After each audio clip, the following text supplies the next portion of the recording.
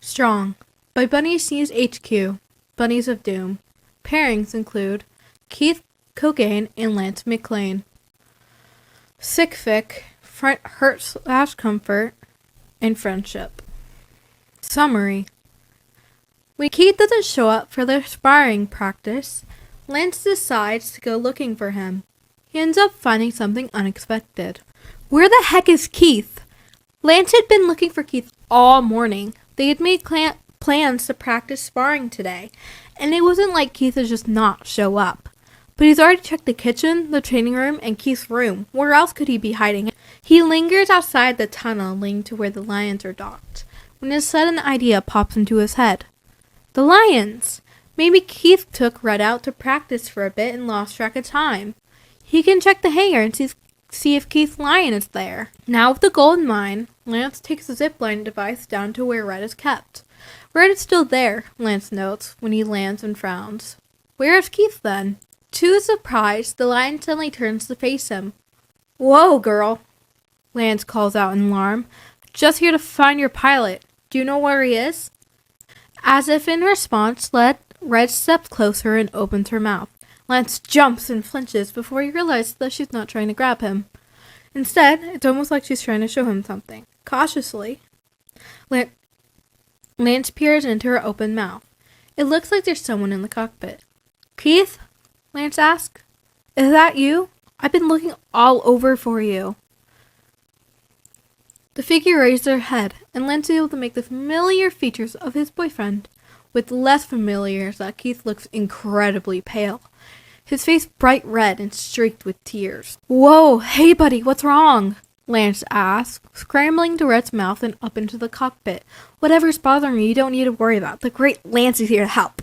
The reaction he gets is the opposite of what he was expecting.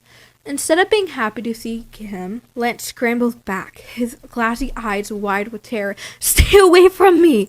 It's okay, buddy. It's just me, Lance says calmly, trying to be soothing. He approaches slowly, hands raised in surrender. When he is close enough to touch Keith, he gradually reaches out to touch his arm. Lance's hand on his arm seems to snap him out of his delusion, and Keith seems to relax a bit. Lance, he mumbles, what are you doing here? His voice sounds hoarse and rough, and he immediately breaks into a coughing fit afterwards. There's almost a slur to Keith's words, and Lance frowns, concerned, before pressing a hand to his forehead. You're really burning up. What are you doing in here? Couldn't let you guys see me like this. Keith whimpers, more tears dripping down his cheeks. Have to be strong. He finishes with the sniffle, wiping his nose off on his sleeve. Don't be ridiculous, Lance chides gently, stroking Keith's hair back in what he hopes is a comforting gesture. He remembers doing this for his younger sisters when they were sick or having a nightmare. We're a team, remember? We take care of each other. Now let's get you out of here. I'm feeling better, Lance suggests, sliding his arm around Keith's shoulder to keep him upright.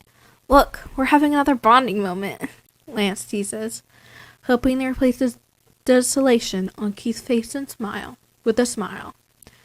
Yeah, Keith murmurs, his lips twitching up in the slightest hint of a grin. He's still pale as a ghost, his nose bright red and his cheeks flushed with the fever, but he doesn't look so quite sad anymore. Don't worry, you'll feel better soon, Lance promises.